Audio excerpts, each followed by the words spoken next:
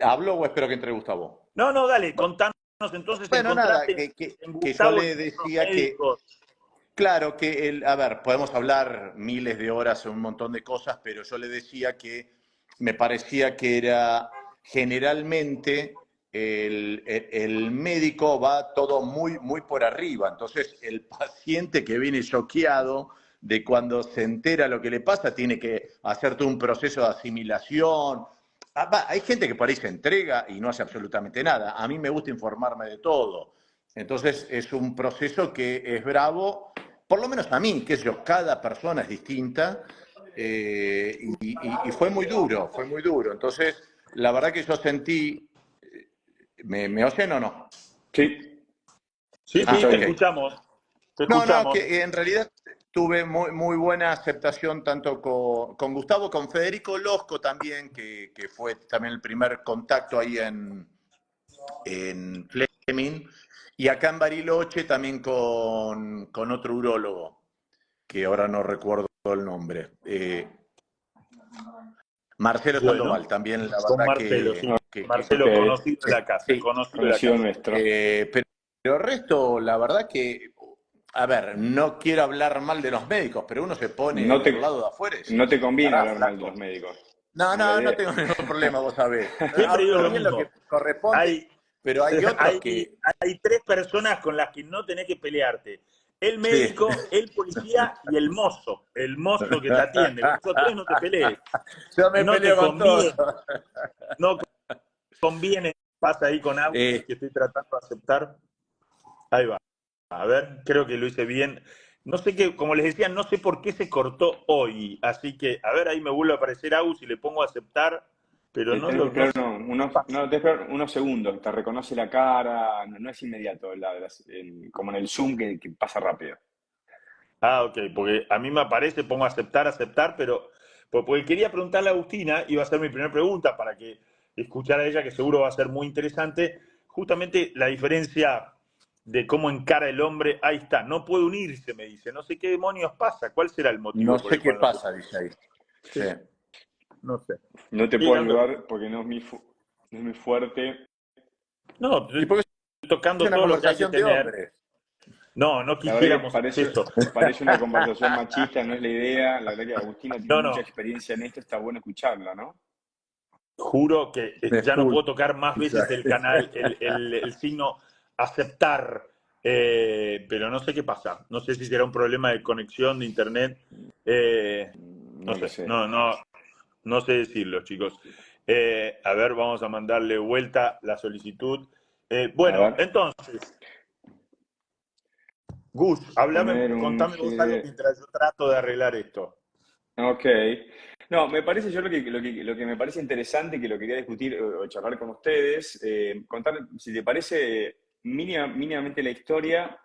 eh, Fue todo un proceso interesante que me llevó a mí en algún momento a pensar en Jenny, que es como lo llamamos, en querer charlar, porque en algún momento me dijo, mira, la verdad que a mí me gustaría contar mi versión y mi mirada. Entonces, si querés podemos contar todo tu proceso quirúrgico, pero lo importante es que, bueno, Jenny tuvo un diagnóstico, tenía que hacer un tratamiento, fue, bueno, llevó un tiempo la toma de decisiones, no fue una consulta, fueron varias. Y acá Ujú. es importante cómo es distinta la mirada del médico de la mirada del paciente. A mí me daba la sensación que yo me tomaba mi tiempo para explicarle a Eugenio, él era una persona que preguntaba un montón, o sea, por encima del promedio. Eso también era algo demandante en cuanto al tiempo de consultorios y toda esta historia, pero mi sensación es que la explicación era lógica y era consensuada. Y una vez que termina el tratamiento y Jenny se recupera del tratamiento oncológico que realizó, bueno, hay varias cosas que los médicos tenemos en cuenta, ¿no? Obviamente siempre lo oncológico es lo importante, pero después también cómo es la calidad de vida de los pacientes después de los tratamientos. Entonces, desde mi perspectiva, había logrado como puntos importantes en cada ítem, ¿no? Oncológico y todos los ítems funcionales. Pero sin embargo, hablando con Eugenio, él no tenía la misma valoración que yo tenía. Cuando yo veía el caso de Eugenio, para mí era un éxito. Pero cuando él veía desde su punto de vista, no era tan exitoso, porque su perspectiva era distinta que la mía. Entonces, en algún momento, y esto es lo importante, pese a que yo creo que le expliqué bien, no le alcanzó a él. No fue suficiente la explicación. Y recién pudimos resolver esto. Yo no sé si todos los pacientes necesitaran esta explicación, si nos daría la vida para poder explicar, pero creo que por eso es interesante lo de Jenny, porque esto nos llevó una invitación en su casa, en Bariloche, ahí peripandemia, y tuvimos una charla, porque al principio era no sé si tenso, pero él no estaba feliz con todo. Entonces no era tan simpático ir a la casa de un paciente que no está del todo contento. Decís, ¿no? Y la verdad que nos llevó unas 2 horas de charla, o sea, un montón. E increíblemente hubo un cambio completo en la relación, no solamente en eso, sino en el comienzo de una recuperación mejor para Jenny. Entonces creo que eso me parece que es importante valorar, cómo las perspectivas son distintas. Por eso me parece que la opinión de los pacientes es muy importante, porque mi valoración era que estaba todo bien, pero para Jenny no estaba todo tan bien como para mí. Así que bueno, me parece que esa es creo que la historia que rescato, y que estaría bueno ver a Agustín un poco también que nos contara si es que logra conectarse. Ah, estoy acá. No, ¿No? ya Dice, no sé más qué hacer. Somos tres y ya dice, 20 estoy veces acá. puse aceptar. No sé más qué hacer. Sin embargo, ustedes como yo, ¿ven el cuadradito de Agustina frisado? No, No, yo veo acá que dice, ya con Agustina estoy acá. estoy acá. Es lo único Sí, que me sí, sí. figura. Pero no hay nada más que pueda hacer. A ver. Lamento decirlo, esto es lo que pasa cuando hacen anfitrión a alguien que no está acostumbrado a esto. Ya no hay nada más que pueda hacer. Ya he cliqueado 1.000.000 de veces en lo de aceptar. He tratado de buscar su perfil, no sé, sencillamente no lo sé. Si alguien quiere decirnos cómo hacer, lo haremos, pero la veo yo. Yo los veo a vos, Eugenio, a Gustavo, y en un Y cuarto cuadradito a yo veo Agustina. que estamos los tres, pero Sí. no No, tengo yo la veo también otro. a Agustina frisada. Debe ser un tema de esos. A ver, ahí. Y ahora desapareció Gustavo. Sí, señor. Ahora desapareció Gustavo. Esto es una pesadilla tecnológica. Bueno, serán Ahí conscientes de aparece que. Diego Esteban Agustina. A ver, Uy, A ahora ver, desapareció. A ver. a ver, a ver. ¿Será que sí, se Agustina. puede solo tres? No, ¿no? ¿se me Sí, escucha? sí. Sí, pero no te vemos. No sé qué sucede porque puse 20 No millones de sé. veces aceptar. ¿Vos nos escuchás? Pero yo los escucho y los veo, menos a Gustavo Sí, que se ahora me Gustavo borró. desapareció. Gustavo desapareció. Nosotros vemos una cosa Bueno, negra, no te vemos a vos la cara, pero te escuchamos bien. Por ahí bueno, hay que girar la cámara. ¿No?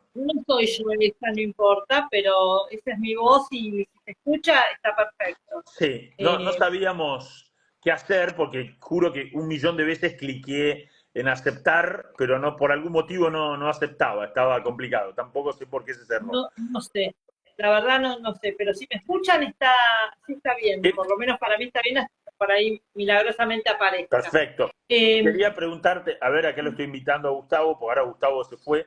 Queríamos preguntarte, Agustina, que en realidad era lo primero que yo quería escuchar y hablar con vos, Ahí, que es, ahí volvió ahí Gustavo. está. Ahí Ahí volví. está. Ahí Algo volvió. pasó. Yo los Sí, escuchaba perfecto a esto ustedes, pero no me veían ustedes. esto es, va a dar para muchos memes. Son cuatro torpes ahí como 4 monos tratando de entender una computadora, ¿no? Bueno, Escuchen una cosa, yo les propongo lo siguiente, porque yo no quiero, a ver, tal vez sea más importante la conversación de ustedes que la mía. Lo que ustedes quieran, No, al yo contrario. hablo o puedo contar no, cómo. vos quedate que Yo te me vamos a quedo preguntar acá y ustedes seguro. me preguntan. Sí, ¿Ok? quédate ahí, vos quédate ahí. Agustina, quiero preguntarte yo a vos y quiero que empieces contándonos vos Sí, nuestra sensación, dale. pero sesgada, porque no tenemos tanto Sí. punto de comparación, porque vemos más que nada hombres, es que el hombre encara, esto es salud masculina, y el hombre encara su salud y su enfermedad oncológica muy distinto a la mujer. ¿Es una idea nuestra o en tu experiencia de poder comparar es así? En realidad es así, pero no solamente la salud oncológica, ¿sí? Sino la salud en general. Y me parece que está bueno pensar justamente cómo nos vinculamos todos con nuestra salud, qué valor le ponemos y por qué las mujeres asistimos más a controles en relación no solamente a la enfermedad, sino a una cuestión más preventiva, ¿no? Tenemos como más incorporado por el hecho de ser mujer que a determinada edad empiezan los controles con el ginecólogo y demás, que ni siquiera lo cuestionamos. En el hombre se da distinto, me parece que ahora está cambiando un poco eso, pero igual, todavía los cánceres que nosotros estamos acá pensando, en cáncer masculino, la mayoría se da en etapas de hombres ya adultos, ¿no? Salvo por el de testículos, que son hombres más jóvenes y demás. El resto se da todavía en hombres adultos que, como vos decías, Juan Pablo, para llamar en un término nuevo, no se deconstruyeron todos todavía, ¿sí? Entonces, estamos pensando este concepto de salud, que por supuesto no es único y universal y va a tener que ver con la época en que nos movamos, ¿no? Cómo se ve este concepto de salud y cómo se vincula el hombre con su salud y sus cuidados. Entendemos nosotros la salud como una construcción que tiene que ver con lo histórico, con lo cultural, que se va a elaborar y calificar de acuerdo a valores de las regiones, de las zonas sociales, ¿sí? Y que van a estar cargados con ciertas cuestiones de valoración sobre qué es deseable, qué es esperable, qué es útil, qué es bueno, qué es malo. Entonces, en este punto el hombre tiene algunas cuestiones particulares, que van a ser estilos de vida que no eran saludables, eran propios del hombre antes, como el tabaquismo, el consumo de alcohol, ¿sí? Los estereotipos que tiene el hombre, que son rígidos, que es el hombre tiene que ser sano, porque tiene que ser macho, y el macho es sano, no llora, no, por eso nos acercan tampoco demasiado al servicio de salud mental. No vemos tantos hombres como mujeres nosotros. Los hombres que vemos en el servicio es porque los traen sus mujeres. Gustavo, ¿Sí? Gustavo decía eso. ¿Qué proporción en psico-oncología, qué proporción de mujeres versus hombres ven? Mira, no tenemos una estadística, pero así como abuelo rasante, tenés del 100% de los pacientes, 90% son mujeres, Wow. 10% son varones. Wow, un un montón. montón. Y les cuesta mucho, aun cuando se acercan, les cuesta mucho conectarse con sus emociones, porque eso también tiene que ver con el ser hombre, ¿no? Los hombres no lloran, los hombres no tienen miedo, aun cuando nos parezca todavía absurdo escuchar esto, funciona. Funciona a la hora de entender la salud, ¿no? No solamente estos estereotipos, sino que todo lo que tiene que ver con la salud íntima y los estudios, las exploraciones, a veces les dan vergüenza a los hombres. Todo lo que tiene que ver con sus genitales, apunta a su masculinidad, ¿sí? Al miedo al dolor. Eso te iba a preguntar. ¿Se da una casualidad o no, Agustina, a ver si vos pensás que eso tiene que ver que en la salud masculina y a lo que nos dedicamos nosotros, muchos órganos tienen una relación directa con la sexualidad? Testículo, pene y próstata, Sí. nomás, por nombrar 3 de los 5. O sea, Sí. son órganos sexuales, tienen mucho que ver con la sexualidad. Porque uno puede decir, bueno, cáncer de mama en la mujer. Permítanme, sin hacer esto una cuestión sexista, es distinto, impacta distinto en la vida sexual, que lo que tiene que ver con pene, testículo o próstata, ¿no? Entonces, quizás es por eso también, con ese que tiene que ver con estos órganos tan sexuales. Sí, claro, sí, ese como es un tabú todavía hablar de eso y no te vayas solamente a próstata y demás, ¿no? Pensé en colon, ¿sí? En colon, que es un cáncer que se puede prevenir, que tiene como su control a través de la videocolonoscopía, cuesta muchísimo que los hombres vayan a hacerse videocolonoscopía. O está relacionado a la masculinidad, a la dignidad, ¿no? Y si lo hacen, por ahí lo hacen en silencio. Eso es en relación a los controles y al acercamiento a los servicios de salud. Pero también está todo el post los tratamientos, ¿no? Cómo impactan en la sexualidad. Y el hombre no habla mucho de cómo le impactan los efectos secundarios de los tratamientos, de las cirugías, en su sexualidad. Y como en ese punto la mujer es a veces muy compañera, por llamarlo de alguna manera, tampoco habla. Y en realidad se pierde la calidad de vida, porque la sexualidad no es la genitalidad, que esto también, digamos, hay que trabajarlo un poquito, no se habla. Y quedan así como muy buenos compañeros, pero queda postergada esa parte de que es la relación íntima, que es muy importante que los hombres empiecen a poder hablar, ¿sí? Claro. Hay factores culturales, hay barreras en cuanto a los estilos de vida, a los estereotipos, hay barreras económicas que los hombres no acceden a los servicios de salud, Y hay factores personales que tienen que ver con el miedo, el dolor, la incomodidad, el miedo al diagnóstico también. Y también una historia por ahí de familia con cáncer en varios miembros de la familia, y el hombre tiene miedo a hacer cáncer, ¿sí? Entonces todo eso hace que tarden por ahí en tener una consulta, en mostrar algún síntoma que vienen percibiendo cuando van al baño. Entonces, bueno, eso hace que las enfermedades por ahí no se detecten tan tempranamente, bueno, y sabemos que esto implica un problema a trabajar. Claro. Bien, Gustavo, vos decías, y lo contabas, y por eso es tan importante que esté también Eugenio en esta conversación, que no es habitual que un paciente hombre te encare, te plantee una charla, una discusión, hablar de su enfermedad, como lo hizo Eugenio. Tu experiencia, los hombres que son pacientes no son tan proactivos como las mujeres en charlar sobre su enfermedad, sobre las consecuencias, sobre la relación que quieren. Lo que pasó con Eugenio fue algo atípico en la experiencia tuya como urólogo tratando cáncer masculino mayoritariamente. Sí, en general, los pacientes preguntan un montón en quizás una única consulta, y con eso ya más o menos tienen una idea de qué tratamiento aceptan. Son bastante, pero bastante partidarios a evitar los tratamientos o a demorarlos o a patearlos para adelante. No es lo más común que necesiten varias consultas para entender. Y me parece que eso es un poco lo que yo siempre charlo de lo que le pasó a Eugenio, que necesitaba entender lo que pasaba, y se tomó todo el tiempo del mundo que él podía hacerlo, porque tiene un tipo de enfermedad que daba para poder demorarse. Y bueno, y eso posiblemente lo que llame la atención, ¿no? Y que quizás a veces, digo, no sé, eso, Jenny, deberías decirlo vos si es bueno o es malo, pero le llevó tiempo con muchísimo análisis, y bueno, nada, después acá lo importante, acá siempre cada vez hay como más auge del concepto también del arrepentimiento, ¿no? Si eligieron, digamos, esto de que hay múltiples opciones es como el consumo, ¿no? Cuando hay múltiples opciones, uno tiene miedo que elige una opción y que no sea el resultado el esperado. Entonces, che, hubiera ido por acá, hubiera ido ahí, digamos, no hay otra alternativa.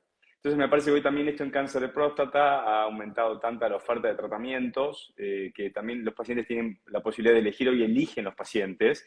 Entonces, cuando eligen y les va bien, como que, bueno, están contentos con la decisión, pero también está este nuevo rol de haber elegido bien. Y en general, cuando eligieron un camino, ya después no hay vuelta atrás. Entonces, bueno, me parece que es importante ese concepto también. ¿Eso te pasó a vos, Eugenio? ¿Tuviste que pensar mucho? Totalmente.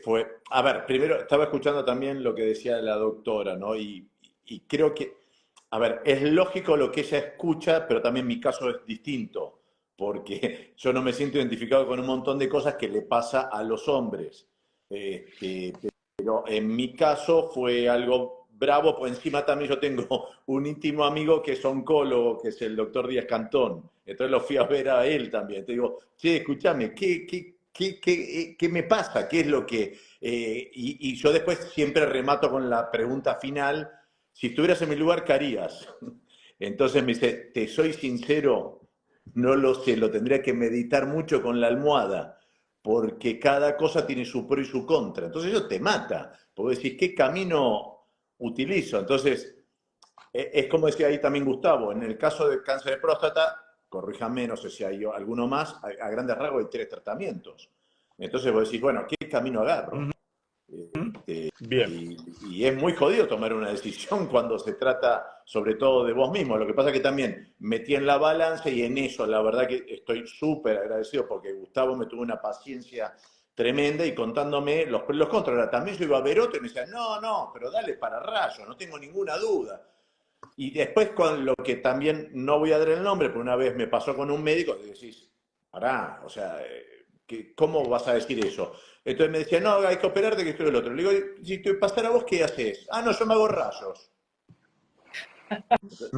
Tipo, haz Claro, lo que yo digo, pero no lo que yo hago, pero ¿no? me está tomando... A ver, no entiendo lo que me está diciendo. Bien. Entonces, viste, es jodida, es una decisión muy jodida. Agus, te hago una pregunta ahora vos. Nosotros Sí. repetimos, lo dijo Gustavo y coincido con eso en mi percepción, las mujeres son más valientes que los hombres, son más valientes para aceptar el dolor, las malas noticias, recuperarse de un golpe y salir adelante.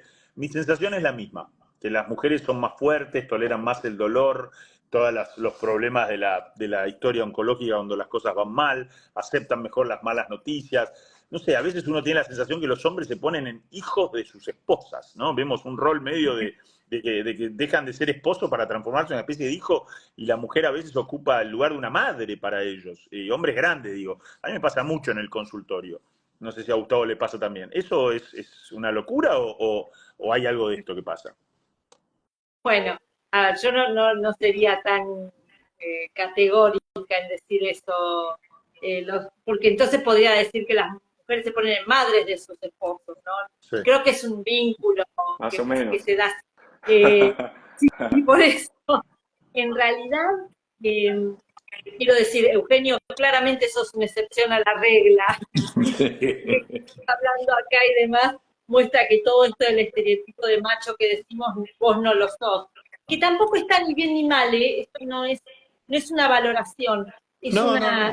es un pensar las generalidades que nosotros observamos y que esto viene en detrimento de la salud masculina, ¿no? Y que afortunadamente muchos de los estereotipos que ustedes están a veces obligados a cumplir, eso se está cayendo.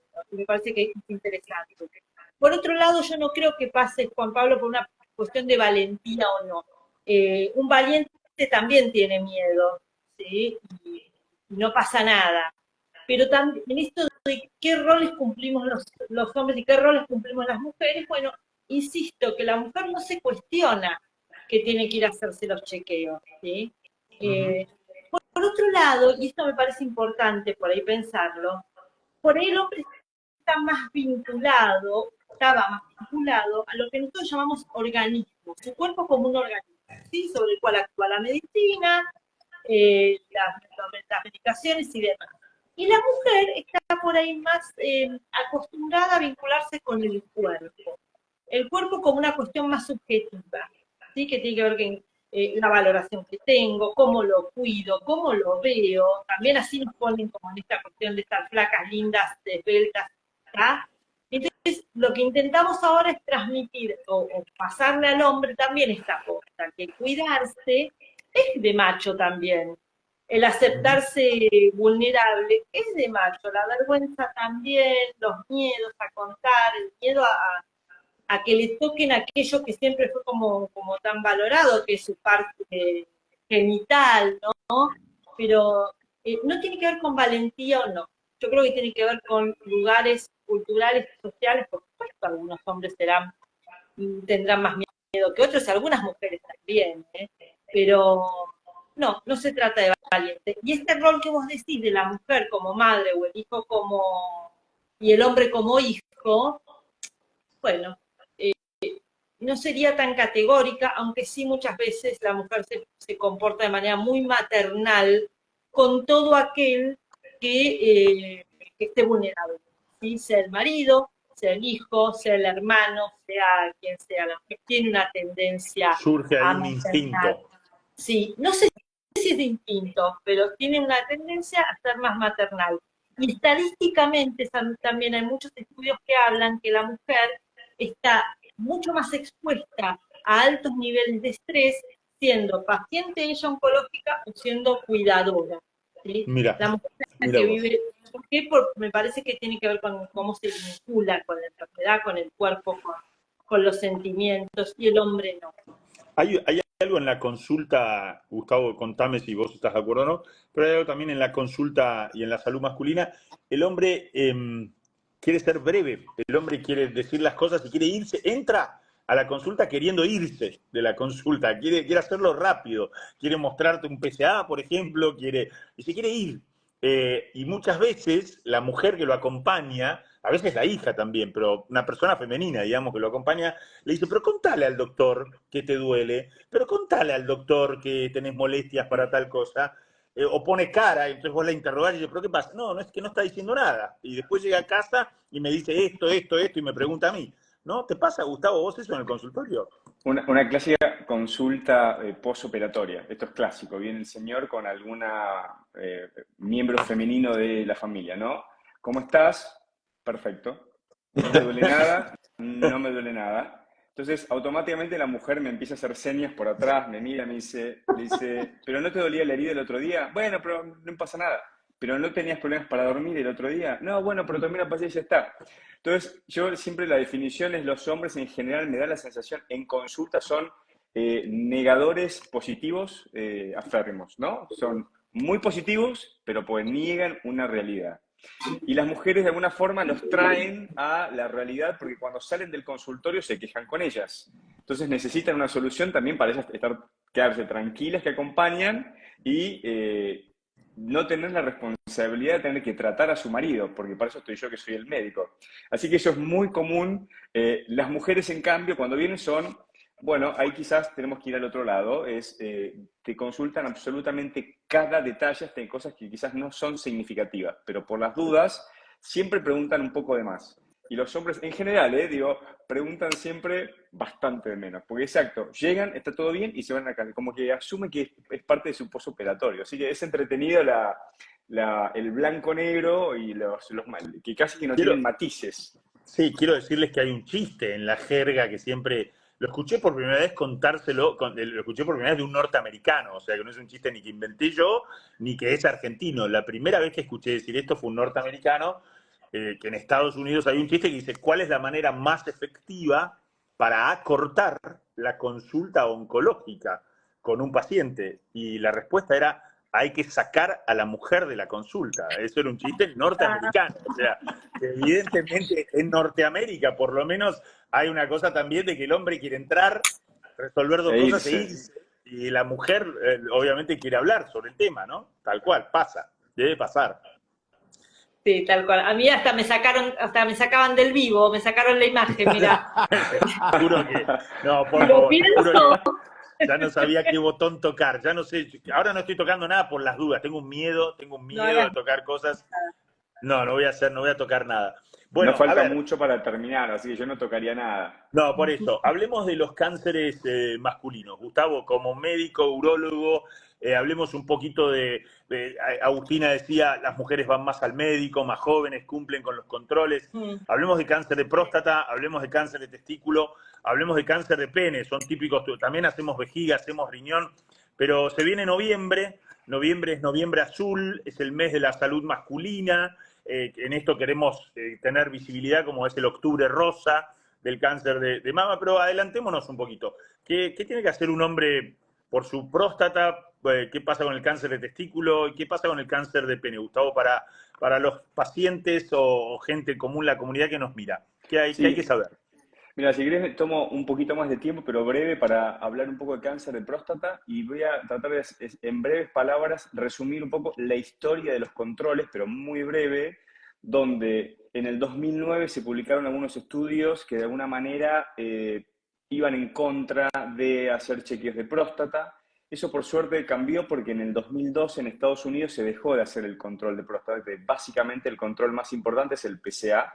Y esto quizás es una buena noticia para los hombres, que el famoso tacto rectal que le hacíamos a sistemáticamente todos los pacientes era algo que no tenía un gran valor y me parece que fue más lo que alejó de la consulta que lo que diagnosticó tumores de próstata. No estoy diciendo que no hay que hacerlo, pero cada vez son menos los pacientes a los cuales deberíamos realizárselo. Por lo tanto, después de los 50 años deberían acercarse a su urólogo para hacerse un análisis de sangre o después de los 40 si tienen antecedentes familiares.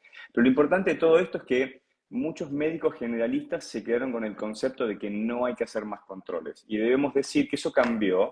Estos estudios dieron una información errónea y como rectificaron de alguna manera con sucesivas publicaciones que eso fue un error y que los chequeos hay que hacerlos. Distintos de como los hacíamos antes. Hoy tenemos más tecnología, nuevas imágenes, biomarcadores, hay un montón de cosas para evitar hacer cosas de más, como a lo mejor hacíamos hace 10 años atrás, pero los chequeos de próstata se hacen de la manera en la cual acabo de comentar. Déjame complementar porque veo las preguntas, no sé si arriba teníamos una pregunta que decía si el cáncer de próstata da síntomas hormonales. El cáncer de próstata no da síntomas. La próstata de todos nosotros los hombres en general crece con los años. y muchos de nosotros con los años, después de los 50, tenemos síntomas de hiperplasia prostática benigna, que como su nombre lo indica es un agrandamiento benigno de la próstata que nos hace levantarnos más a la noche a orinar, orinar más seguido, que el chorro sea más débil, que haya un poco de goteo, ese tipo de cosas le pasa a muchos hombres. No son síntomas de cáncer de próstata. El cáncer de próstata no da síntomas precoces, ¿verdad? Ujú. Así es. ¿Qué pasa con el Después sí, cáncer de testículo y los jóvenes, Gus?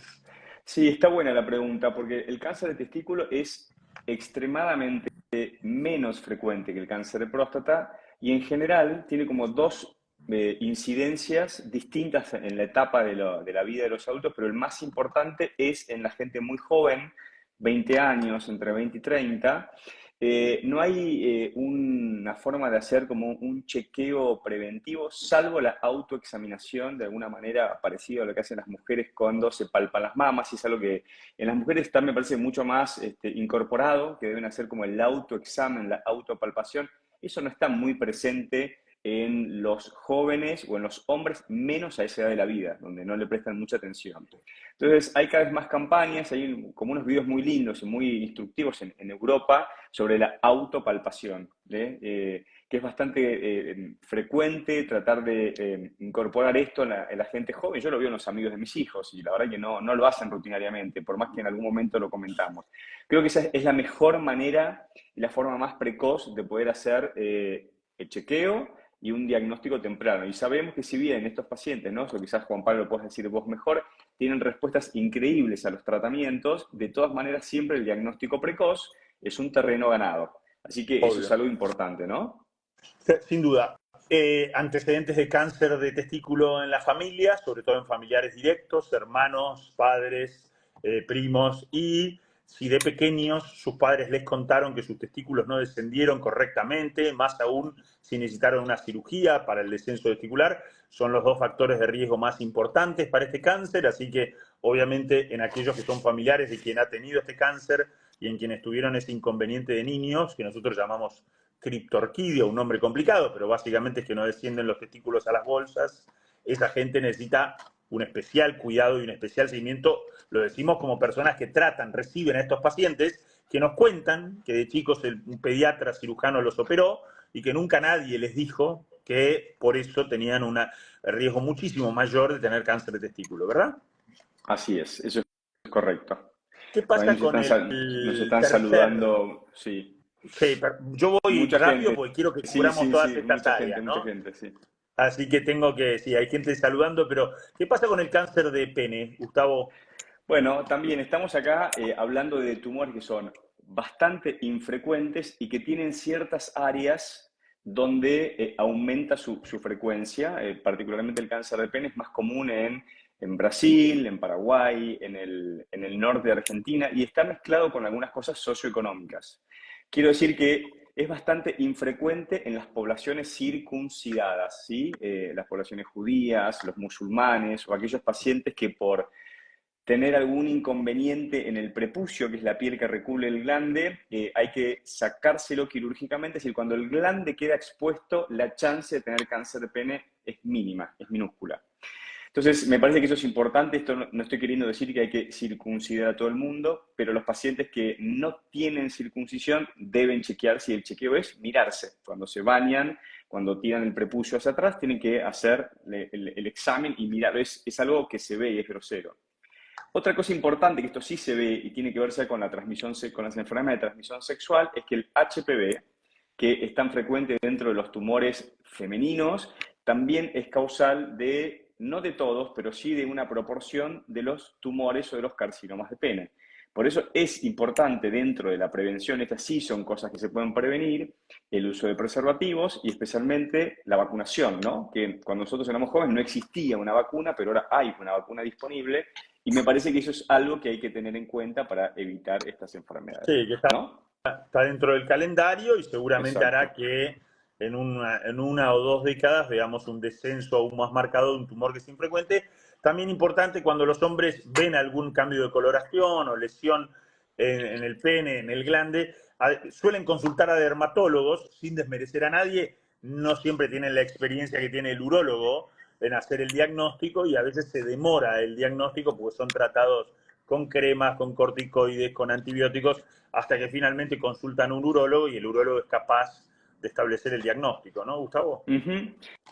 Así es, también por otro lado, como algunas lesiones son infecciosas y quizás los dermatólogos en ese sentido me parece que tratan mejor la parte infecciosa que nosotros, bueno, ahí queda como en el limbo. ¿Sí? Por eso muchas veces es importante, y esto lo volvemos a reiterar nuevamente, que acá la multidisciplina y la interrelación entre cada una de las especialidades hace que los pacientes se vean beneficiados por ello, ¿no? El conocimiento que no lo tiene uno, lo tiene el otro.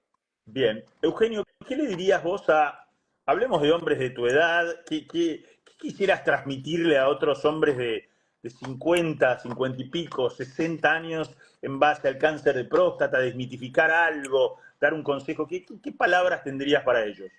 Que sean machos y que se revisen. Ah, y que hagan los controles, ¿no? Que hagan los Sí, controles. sí. Sí. Mira, inclusive voy a comentar algo. En mi caso, también fue más precoz ahí aparece, ¿no? ¿Alguien? Ahí está Agustina, Ay, estamos viendo Aparece. libros, ahí te Para estamos viendo, despedirse, Agustina. Ok. para despedirse. Eh, ¿verdad? en mi caso yo me hice análisis de antes de lo que comúnmente se hacen, porque mi padre falleció de cáncer de próstata. Entonces, por eso empecé con el PSA, lo cual esto me da para reflexionar mucho con respecto a la ciencia, a ver, más que los médicos, la ciencia, ¿no? Porque escuchaba atentamente a Gustavo y decía que hoy en día se dice que el tacto no es tan importante. Y cuando yo me revisaba me decía, no sirve ni que te hagas esto, lo otro, lo importante es el tacto. Entonces, digo, bueno, ¿qué es lo que pasa? O también me ha pasado que consulté con un médico, urólogo, y me decía, no, si vos tenés antecedentes de cáncer no tiene nada que ver con, es mínimo la posibilidad que te toque. Y después me entero que por otro lado me dicen que no. Entonces eso es lo Buen que también lo hace punto. al paciente decir, pará, pónganse de acuerdo. O sea, Quiero tomar ese punto y déjame que le pregunte una cosa dale. a Agustina, porque para mí una de las cosas que más sufrí en la pandemia, que pasamos todos, fue toda esta historia de las noticias falsas, las redes, el doctor Google. Fue durísimo para los médicos la cantidad de cosas que circularon, era irritante, ¿no? Para quien está entrenado en tratar de hacer ciencia y medicina basada en evidencia. Agus, ¿qué pasa con las redes sociales? ¿Qué pasa con las noticias falsas? ¿Qué pasa con esta historia de dietas, costumbres, tratamientos en el consultorio con los pacientes? Te consultan, te preguntan. A veces les cuesta más hablarlo con los médicos porque sienten que por ahí es una pregunta tonta, que nosotros nos vamos a reír, los vamos a ridiculizar. Pero, ¿cuál es tu experiencia en el consultorio con todo este mundillo? Mira, yo tomo una frase que ha dicho mi papá en muchas presentaciones que dio, porque son comprobadas, de que decía Einstein que es más fácil descubrir un átomo que derribar un mito, ¿sí? Uh-huh. Y esto de las fake news, el saber popular, las creencias y demás, tiene un impacto enorme en los pacientes, enorme. En el consultorio, por supuesto, alentamos a la reflexión, ¿no? Más que a decir esto sí, esto no se puede o no. Son gente adulta, les sugerimos que hablen con los médicos. Muchas veces también tiene que ver con la disposición del médico, ¿no? Cómo el paciente lo ve, que está dispuesto a escuchar, que está dispuesto a contestar. Bueno, digo, son varios aspectos los que hay que trabajar, pero lo cierto es que las fake news, las redes sociales, lo que dice el vecino, lo que dice el verdulero, tiene un enorme impacto en el paciente cuando está en momentos de tratamiento activo, de esperar los controles. Es una persona en un momento de vulnerabilidad muy importante. Entonces, nosotros apelamos a la reflexión, ¿sí? Y que vayan con eso que ven en internet o que vayan a su médico. Porque Okay. en realidad no hay enfermedades, hay enfermos. Entonces, Uh-huh. no es lo mismo lo que pasa a él que lo que te pasa a vos, que lo que te pasa a vos, aunque de nombre de cáncer se llame igual, ¿sí? Entonces, tratamos de trabajar sobre eso, sobre la confianza en el médico que lo trata. Bien, sí, perfecto. Yo quiero resaltar ese punto, ya falta poquito, pero quiero decir esto, hoy en día, Gustavo lo mencionó, pero lo voy a tomar yo y voy a agregar algo más. Hoy en día hay, primero, la oncología, como la urología, como la psicología, ya no son una sola, es casi imposible hacer todo, ¿no? Se han expandido, han crecido, entonces hay en cada rama de la oncología, de la urología, de la psicología, especialistas que se dedican más a determinado tipo de pacientes, de enfermedades. Esa gente existe, por supuesto, en el país, en todas las provincias, a lo largo y a lo ancho del país, sobre todo en ciudades más grandes, pero también en algunas otras más pequeñas. Entonces, especialistas, tener un título habilitante no significa que uno sea especialista en nada, esto es así en nuestras profesiones. Entonces hay gente que está especializada y hay gente que tiene experiencia. Son dos palabras para mí claves en esto, especialización y experiencia. Y después trabajo multidisciplinario, ¿no? Que es otra cosa que nosotros, es otra bandera que desde Fleming siempre aprendimos de justamente el doctor Reinaldo Chacón y ese es uno de los pilares de nuestra institución. Nunca atendemos a un paciente solos. Nunca somos dueños del paciente. Nadie es dueño de un paciente. No es mi paciente, tu paciente. Es el paciente, todos atendiéndolo, aporta lo suyo, centrados en el paciente. Gustavo lo mencionó antes, esto de trabajo multidisciplinario. Aquí estamos oncólogo, urólogo, y quizás somos la base del equipo. Está Agustina también, y podría estar acá imagenólogos, cardiólogos, geriatras, sexólogos, un montón de... Si hay algo que hacemos nosotros en Fleming es derivar todo el tiempo al paciente. Va a haber un montón de médicos. A veces le decimos al paciente, conoces más gente en Fleming de la que conozco yo, porque va a ir para uno y para otro lado. Vamos a incorporar mucha gente para su atención, gente especializada y con experiencia, ¿no, Gustavo? Sí, sí, de hecho, cada vez que hablamos de multidisciplina, como que la familia es cada vez más grande, lejos de limitar la cantidad de profesionales, cada vez somos más. De hecho, esto es algo también del espacio físico, lo notamos porque cuando nos juntamos, cuando estamos todos, porque bueno, a veces por viajes no nos encontramos siempre, pero cuando estamos todos, casi que no entramos. Y no paran de crecer las interrelaciones porque, digamos, no solamente mejoran los tratamientos, sino también tiene que ver con los nuevos tratamientos oncológicos, las nuevas drogas, tienen toxicidades nuevas. Entonces, hemos incorporado especialidades que jamás me imaginé yo que íbamos a tener, un oftalmólogo metido en un equipo, un dermatólogo metido en el equipo. Así que sí, claramente, como decíamos, el conocimiento no es único y hay que compartirlo. Eugenio, tu experiencia, sin querer hacer publicidad, digo, porque nosotros somos uno de tantos centros que hay en la Argentina, pero tu experiencia de ir a un lugar donde hay distintos médicos con distintas opiniones, donde ¿te sirvió? ¿Y gente especializada en lo tuyo te sirvió? No quería interrumpir, pero a mí me pareció genial y me sentí bárbaro. A ver, también hacen los seres humanos que atienden, pues no es lo mismo si está Gustavo, si está otro, si está vos, si está otro, lo que sea, pero a grandes rasgos lo que noté que en Fleming a mí me pasó eso y me pareció genial y me parece genial. También en mi vida yo siempre pensé así y también, bueno, mi área es el área de económicas, pero no importa, yo siempre digo, no, pará, yo quiero consultar a otro, ¿por qué tengo que saber es que yo soy el dueño de la verdad? Y de hecho, me acuerdo cuando yo era chico, a mí me molestaba que médicos amigos de mis viejos, no, esto es lo que yo digo y si no le gusta vas a ver otro. No, no es así, ¿por qué? Entonces, eso me parece genial, que puedan consultarse entre ustedes mismos y todo, y pueden, mismo si uno se abstrae a lo que uno ve de Dr. House, viste que por ahí él consultaba con los demás y discutían, a mí me parece genial eso, me parece genial. Y para que cierro el otro tema que vos antes me preguntaste, no puedo decirle a todo el mundo, pero sí me pasa, a raíz de lo que me pasó a mí, porque también pienso así, que siempre le digo a mis amigos, vayan, revísense, dejate de hinchar las pelotas, no puede ser que no te hagas un PSA, flaco, no puede ser que no te lo hagas. Bueno, nada, y hay algunos que me hacen caso y otros que siguen, no hacen ningún análisis, pero bueno, ¿qué voy a hacer?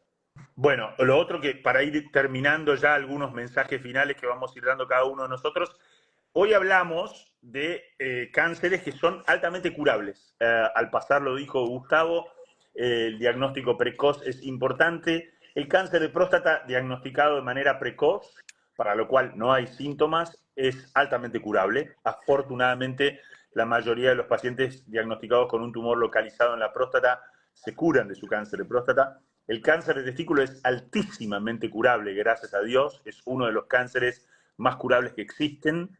Requiere tratamientos intensos y, por supuesto, unidades especializadas porque es un tumor infrecuente, pero es altísimamente curable, es el mejor ejemplo de un éxito terapéutico rotundo, gracias a Dios, porque afecta a chicos jóvenes, así que nos tranquiliza eso. Y el cáncer de pene también es altamente curable, no hay tumores más masculinos que esos tres, obviamente, y son altamente curables, ¿verdad, Gustavo? Sí, sí, posiblemente el que nos dé siempre un poco más de posibilidades es el tumor de testículo, en el cual incluso pacientes en enfermedad avanzada son curables. Es un poco más difícil asegurar estas tasas de respuestas o de curación en los otros dos. Por lo tanto, lo primordial y lo más importante es el diagnóstico precoz. Y el diagnóstico precoz puede asegurar una alta tasa de curación. Bien, perfecto. Bueno, ¿algún mensaje para ir terminando? Agustina. Yo voy a enfatizar lo que dicen ustedes, sobre lo cual tenemos que trabajar todos como comunidad, que es concientizar, educar, normalizar los chequeos y fomentar una actitud proactiva hacia la salud de hombres y mujeres, en este caso de hombres, salud física y mental. Bien, muy bien. Y que vayan más a terapia los hombres, ¿no? Que sirve, ¿no? Que cuando le decimos... Bueno, yo voy a decir algo, las mujeres muchas veces vienen a consultar por el marido, ¿no? Y nosotros le sugerimos le pedimos al médico que lo manda a terapia, porque una indicación médica la cumplen los hombres, son re obedientes en ese caso. Bueno, no sé, no, que la terapia no, que vengan a consultar. La psico-oncología es una especialidad focalizada que aborda la problemática de la persona en ese momento, ¿sí? Bien, entonces, sí, tal cual. Siempre tienen esa fantasía. Nadie se les va a poner a hablar de cómo se llevaban con mamá o papá, o si mamá les hizo upa o le dio la teta, ¿no? Eso no se va a hablar de eso, ¿no?